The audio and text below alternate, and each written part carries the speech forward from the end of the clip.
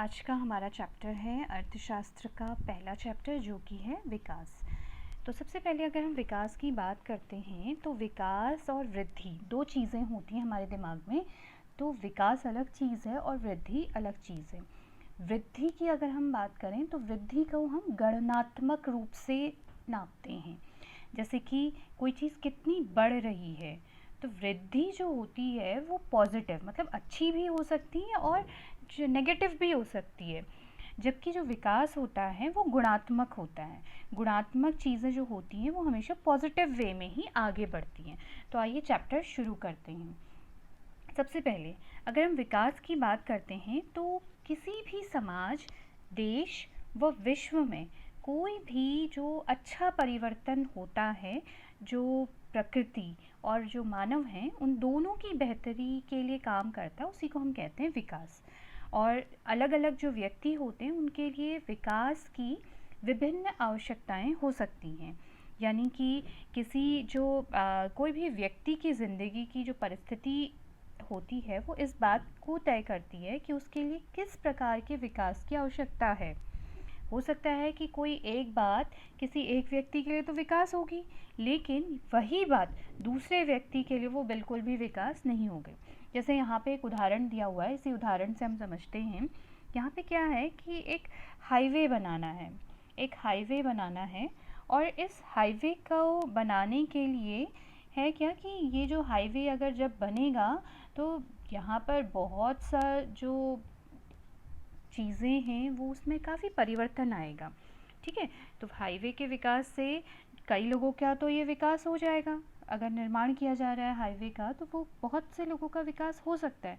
लेकिन उस किसान का क्या जिसकी वो ज़मीन है, जिसकी ज़मीन पर इस हाईवे का निर्माण किया जा रहा है, उस किसान के लिए तो ये विकास बिल्कुल भी नहीं होगा, क्योंकि उसकी तो ज़मीन जा रही है, उसकी ज़मीन छिन रही है इस हाईवे के निर्माण में, तो उसके लिए तो विकास ये बिल्कुल भी नहीं होगा। तो इसीलिए बोला गया है कि कोई एक चीज़ किसी एक के लिए तो विकास हो सकती है, लेकिन ज़रूरी नहीं है कि वो दूसरे व्यक्ति के लिए भी विकास ही हो। अब इसमें है क्या, देखिए साधारण भाषा में अगर हम विकास को समझते हैं तो विकास का अर्थ होता है किसी भी चीज़ का पहले से बेहतर होना, अच्छा होना। और हर एक व्यक्ति के लिए विकास का जो लक्ष्य होता है वो अलग अलग होता है। जैसे कि लड़की है, वो चाहती है कि समाज में जैसा व्यवहार उसके भाई को मिल रहा है या किसी लड़के को मिल रहा है उसे भी वैसा ही आज़ादी मिलनी चाहिए, वैसा ही व्यवहार उसके साथ भी किया जाना चाहिए। एक मज़दूर है, उसके लिए विकास अलग होगा, उसे चाहिए कि उसके दिन में जो भी उसे काम मिल रहा है उससे उसकी बहुत अच्छी आमदनी हो जाए, उसके लिए तो विकास वही होगा। ऐसे ही अगर कोई गरीब बच्चा है तो उसके लिए विकास होगा कि जहाँ वो फैक्ट्री वैक्ट्री में अभी काम कर रहा है उसे उस फैक्ट्री के काम से छुटकारा मिल जाए और वो स्कूल में पढ़ने लिखने चले जाए और बच्चों की तरह।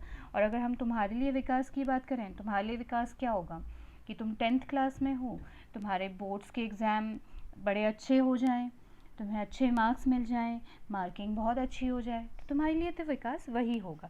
तो इस तरह से जो विकास होता है वो अलग अलग व्यक्तियों के लिए अलग अलग होता है। तो इसीलिए हम कहते हैं कि हर एक व्यक्ति के हिसाब से जो विकास होता है उसके लक्ष्य अलग अलग होते हैं। यहाँ पर एक और चीज़ समझने वाली ये है कि जो एक व्यक्ति के लिए विकास है तो दूसरे व्यक्ति के लिए वो विकास ना हो, बल्कि ऐसा भी हो सकता है कि वो दूसरे व्यक्ति के लिए एक खतरा हो। अब यहाँ पर एक उदाहरण दिया हुआ है, एक डैम का उदाहरण दिया हुआ है कि मान लो कि सरकार जो है वो एक बड़ी नदी घाटी परियोजना बनाना चाहती है, एक बांध बनाने का प्रावधान रखा गया है किसी जगह पर। तो जो शहर के लोग हैं उनके लिए तो बहुत अच्छा हो जाएगा, ये बांध बन जाएगा तो ये डैम बन जाएगा, तो इससे उनके लिए अच्छी खासी वहाँ पे इंडस्ट्रीज़ बन जाएंगी, मतलब उद्योग लग जाएंगे, उन लोगों को अच्छी वाटर सप्लाई हो जाएगी, प्रॉपर उनके घरों में पानी वानी आने लगेगा, उन्हें सिंचाई के लिए पानी मिल जाएगा, बिजली उससे उत्पादन हो जाएगी और जो लोग हैं उन लोगों को भी छोटा मोटा रोज़गार मिल जाएगा। तो इन लोगों के लिए तो ये बहुत अच्छा हो गया जिन लोगों को उससे फ़ायदा हो रहा है। लेकिन वहीं पर कुछ ऐसे लोग भी होंगे उस बांध के आसपास, उस क्योंकि वहाँ पर कुछ लोग रह रहे होंगे, तो उन लोगों को उस बांध के बनने से बहुत ज़्यादा नुकसान होगा, उनके लिए बांध बनना कोई विकास नहीं होगा, क्योंकि बांध बनने के कारण उन्हें कई तरह के नुकसान उठाने पड़ेंगे, जैसे कि उन्हें अपना घर छोड़ना पड़ेगा, उन्हें कहीं और जाना पड़ेगा, क्योंकि बांध क्या करेगा, ये जो पानी यहाँ पर आएगा तो उस पानी में उनका पूरा का पूरा गांव डूब सकता है, तो उन्हें कहीं और उस जगह को छोड़कर कहीं और जाना पड़ेगा। इसी तरह से उनका जो घर ज़मीन है वो सब बांध के जल के कारण डूब जाएंगे। फिर कई जो पुरानी जो बहुत हिस्टोरिकल साइट्स होती हैं, ऐतिहासिक जो चीज़ें हैं, धरोहर हैं, वो भी पानी के अंदर जा सकती हैं। फिर जो लोग हैं उन लोगों को अपना नौकरियां छोड़नी पड़ेंगी, कहीं और जाना पड़ेगा। जो वहाँ का जो प्राकृतिक जो आवाज़ है, जो वहाँ पे पानी के अंदर जो प्राकृतिक आवाज़ जीवों का है, तो उन लोगों के लिए भी ये नुकसान ही होगा। तो ऐसे कह सकते हैं कि जो जहाँ एक तरफ ये विकास की बात हो रही है बात को लेकर, तो वहीं दूसरी तरफ जो दूसरे लोग हैं उन लोगों को बहुत सा नुकसान भी उठाना पड़ सकता है। अब विकास की बातें करें तो विकास मुख्यतः दो चीज़ों पर आधारित होता है, या विकास के जो लक्ष्य होते हैं वो मुख्यतः दो चीज़ों पर आधारित होते हैं। उनमें से एक होती है भौतिक वस्तुएं और दूसरी होती है गैर भौतिक वस्तुएं। भौतिक वस्तुओं की बात करते हैं तो इसमें कार, पैसा, बंगला, ये सब चीज़ें आती हैं, और सभी चाहते हैं उनके पास ये सारी चीज़ें हों, क्योंकि उनके लिए तो विकास यही हुआ। दूसरी चीज़ें होती हैं स्वतंत्रता, समानता, सम्मान, परिवार, ये सारी चीज़ें होती हैं। इसमें क्या होता है कि जो हर कोई जो व्यक्ति है वो चाहता है कि उसे स्वतंत्रता मिले, समानता मिले, सम्मान मिले, उसका अपना एक अच्छा परिवार हो। तो जैसे लड़कियां चाहती हैं कि उन्हें भी जो लड़के हैं उनकी तरह ही उनके साथ व्यवहार किया जाए, तो लड़कियों के तो विकास यही होगा। अब अगर हम ये देखते हैं कि आपने अक्सर सुना होगा कि कुछ देश होते हैं विकसित देश और कुछ विकासशील देश होते हैं, ठीक है। तो विकसित देश हम उन्हें कहते हैं जहाँ नई तकनीक और नए उद्योग जो होते हैं वो अक्सर आते रहते हैं, बनते रहते हैं। जो विकसित देश हैं वहाँ पर जो लोग हैं उनका जो रहन सहन होता है वो बहुत उच्च स्तर का होता है। उनके पास ज़मीन, पैसा, जितनी भी भौतिक वस्तुएं होंगी वो सब के सब होंगी। उनकी जो प्रति व्यक्ति आय होगी वो भी बहुत ज़्यादा होगी। उनकी साक्षरता दर भी अच्छी होगी, लोग वहाँ पर ज़्यादा पढ़े लिखे होंगे, और लोगों की, क्योंकि विकसित देश है तो वहाँ पे हॉस्पिटल, मेडिकल फैसिलिटी बहुत ज़्यादा होगी, तो वहाँ के जो लोग हैं उनकी जो स्वास्थ्य स्थिति है वो भी बेहतर होगी। जिसका मतलब है कि जो जन्म दर और जो मृत्यु दर होगी उस पर पूरी तरह से नियंत्रण होगा। और अगर हम विकासशील देशों की बात करें, ये तो विकसित देश हैं, तो कुछ होते हैं विकासशील देश। विकासशील देश उन देशों को माना जाता है जहाँ पर उद्योग अभी बहुत ज़्यादा स्टैब्लिश नहीं हुए हैं, बहुत ज़्यादा उद्योग नहीं लगाए गए हैं। औद्योगिक रूप से ये देश जो होते हैं वो पिछड़े देश होते हैं। यहाँ पर जो व्यक्ति होते हैं उनकी जो आय होती है वो भी निम्न होती है, और इनकी जो पढ़ाई लिखाई है, जो लोग हैं वहाँ पर उनकी साक्षरता दर भी कम है, कम पढ़े लिखे होते हैं। इनका जो रहन सहन है, क्योंकि प्रति व्यक्ति आय कम है, तो इनका जो रहन सहन है वो भी बहुत ज़्यादा साधारण होता है। और यहाँ पर क्योंकि चिकित्सीय सेवाएं यहाँ पे बहुत कम उपलब्ध होती हैं, तो मृत्यु दर भी बहुत अधिक होती है ऐसे देशों में। हम अक्सर सुनते हैं कि जो देश हैं, जैसे संयुक्त राज्य अमेरिका है, एक डेवलप्ड कंट्री है, एक विकसित देश है, और भारत क्या है, एक विकासशील देश है। तो अब प्रश्न उठता है कि हम देशों की तुलना कैसे करते हैं, देश विकसित है या विकासशील है, हम कैसे जानते हैं। तो इसके लिए हम देशों की जो आय होती है उसकी तुलना करते हैं, यानी कि जो देश ज़्यादा पैसा कमाता है वो विकसित देश की श्रेणी में आता है, और जो कम कमाता है वो आता है विकासशील देशों की श्रेणी में। तो इनकम, सबसे ज़रूरी जो चीज़ होती है वो होती है इनकम या फिर आय। विकास का एक बहुत ज़्यादा महत्वपूर्ण कारक होता है। एक देश की आय उतनी ही होगी जितने पैसे उस देश के सारे लोग मिलकर कमाते हैं, पर हम उन देशों की आय से नहीं बल्कि औसत आय से उन देशों की तुलना करते हैं। मतलब कि उस देश का एक व्यक्ति एक साल में कितने रुपए कमाता है, और औसत आय निकालने के लिए एक फॉर्मूला होता है जिसे हम प्रति व्यक्ति आय भी कहते हैं, जिसका फॉर्मूला है कुल आय अपॉन टोटल जनसंख्या, कुल जनसंख्या। इसे हम प्रति व्यक्ति आय भी कहते हैं या फिर औसत आय भी कहते हैं। इसे आप कॉपी में भी नोट कर लीजिएगा।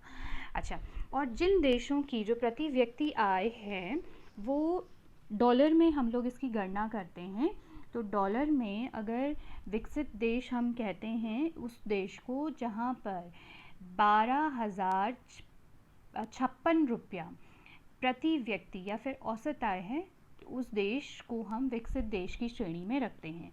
और गरीब देश वो देश होते हैं जिनकी औसत आय $995 से कम होती है।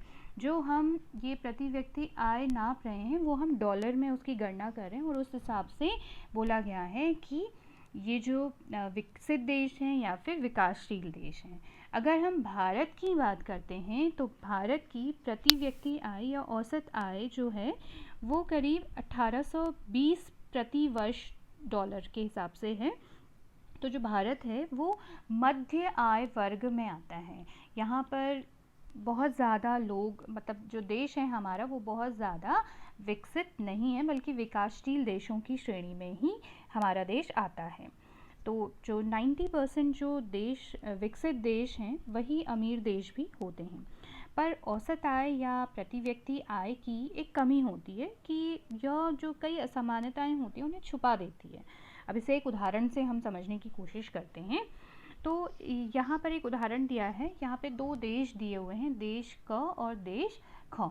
तो यहाँ पे आप देखेंगे कि इन दोनों ही देशों की अगर हम औसत आय या प्रति व्यक्ति आय को देखते हैं तो वो 10,000 है। आप देख सकते हैं यहाँ पर। तो हर एक जो दोनों देश हैं हमारे क और ख, इन दोनों की जो औसत आय है वो है 10,000 रुपये।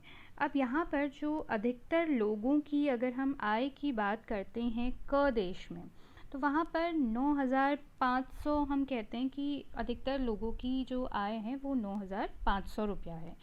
तो और अगर हम ख वाले देश में देखते हैं तो यहाँ पर आप देखेंगे कि यहाँ पर 90% लोग ऐसे हैं जिनकी जो आय है वो 500 रुपया है।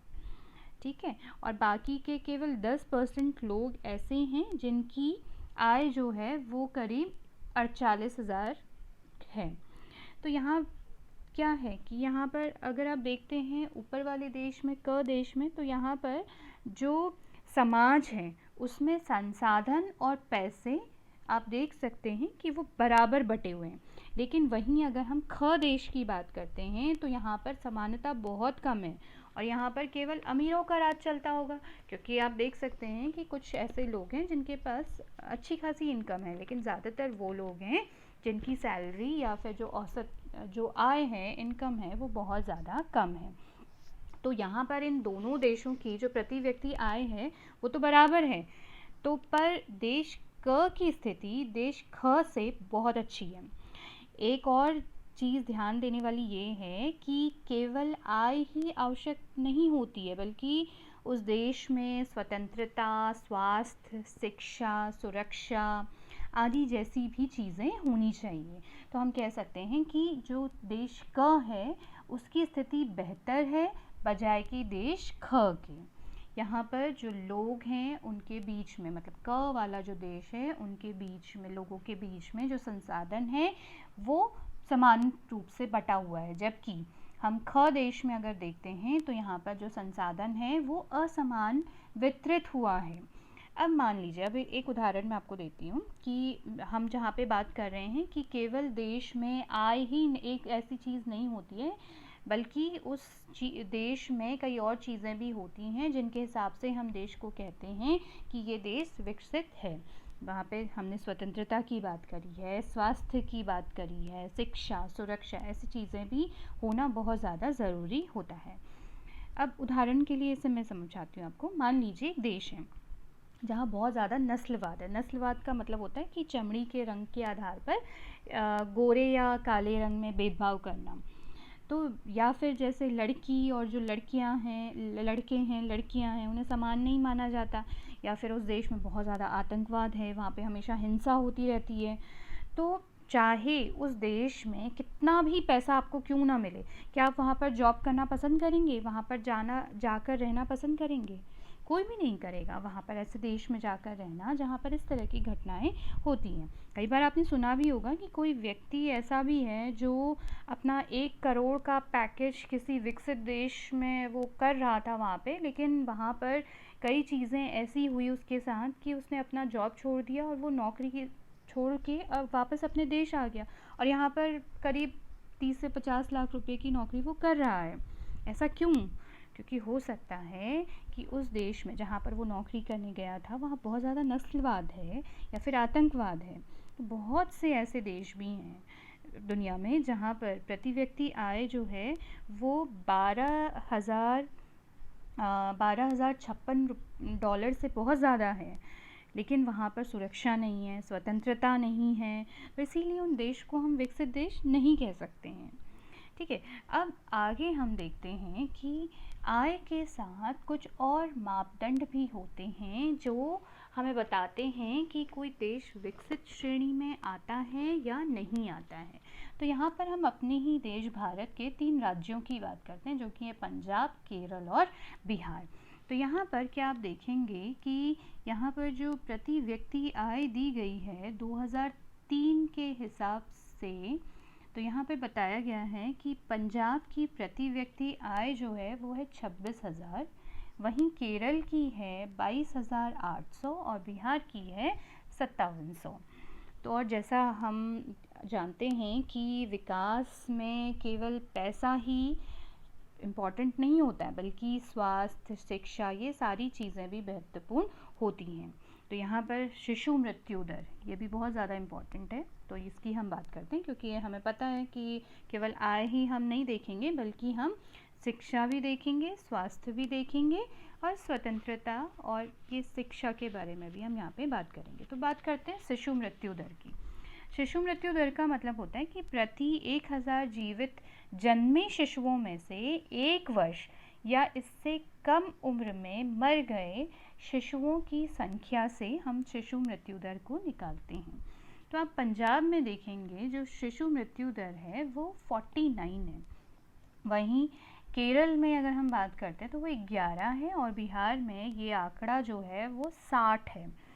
इसी तरह से अगर हम साक्षरता दर की बात करते हैं वर्ष 2001 के हिसाब से, तो पंजाब में जो साक्षरता दर है वो 70% है और केरल में 91% है और बिहार की बात करते हैं तो वो 47% ही है। अब कितने बच्चे जो हैं वो क्लास 8 के बाद भी स्कूल जाते हैं, मतलब यानी कि 14 से 15 एज ग्रुप के जो बच्चे हैं वो स्कूल जाते भी हैं या नहीं, जो 8th क्लास के बाद अपनी पढ़ाई कंटिन्यू बच्चे रखते हैं या नहीं, उसे हम शुद्ध जो उपस्थिति अनुपात होता है उसके हिसाब से हम यहाँ पर लेते हैं। तो जो पंजाब की बात करें तो यहाँ पे करीब 81% बच्चे ऐसे हैं जो अपनी 8th के बाद भी जो पढ़ाई है वो चालू रखते हैं, कंटिन्यू रखते हैं। केरल में ये आंकड़ा 91% है और अगर बिहार की बात करें तो केवल 41% बच्चे ही स्कूल जाते हैं 8वीं के बाद पढ़ाई करने के लिए। और अगर हम इन आंकड़ों को देखते हैं तो बिहार की स्थिति जो है वो अन्य जो 2 राज्य हमें दिए हुए हैं पंजाब और केरल उनसे बहुत ज़्यादा बुरी है। पर यहाँ पर ध्यान देने वाली बात ये भी है कि पंजाब की जो प्रति व्यक्ति आय है वो केरल से तो अधिक है, फिर भी वहाँ के लोग जो हैं वो स्वास्थ्य और शिक्षा में बहुत ज़्यादा पीछे हैं। तो अब केरल में ऐसा क्या है कि वहाँ पर जो चीज़ें हैं वो और जो राज्य हैं उनसे बेहतर हैं। तो वहाँ पर क्या है केरल में कि वहाँ पर जो स्वास्थ्य सेवाएं हैं वो बहुत अच्छी हैं। वहाँ पर बहुत सारे हॉस्पिटल्स हैं, क्लिनिक हैं, जहाँ पर लोग जाते हैं परीक्षण कराने और किसी तरह की कोई प्रॉब्लम अगर उन्हें होती है, हेल्थ इशू अगर उन्हें होता है तो वो फटाफट अपनी मेडिकल प्रॉब्लम सॉल्व कर लेते हैं। तो वहाँ पर जो लोग हैं उनका स्वास्थ्य अच्छा रहता है। वहाँ पर एक PDS सिस्टम जिसे पब्लिक डिस्ट्रीब्यूशन सिस्टम या फिर सार्वजनिक वितरण प्रणाली कहते हैं वो बहुत अच्छी है। यानी कि जो सार्वजनिक वितरण प्रणाली है उसे हम राशन वितरण की एक प्रणाली कहते हैं जिसके द्वारा जो गरीब लोग होते हैं उन्हें कम मूल्य पर या फिर उचित मूल्य पर जो सरकारी राशन की दुकानें होती हैं उसके माध्यम से राशन दिया जाता है। और इससे क्या होता है कि जो लोग हैं उन्हें अच्छा पौष्टिक खाना कम दर में कम पैसों में मिल जाता है।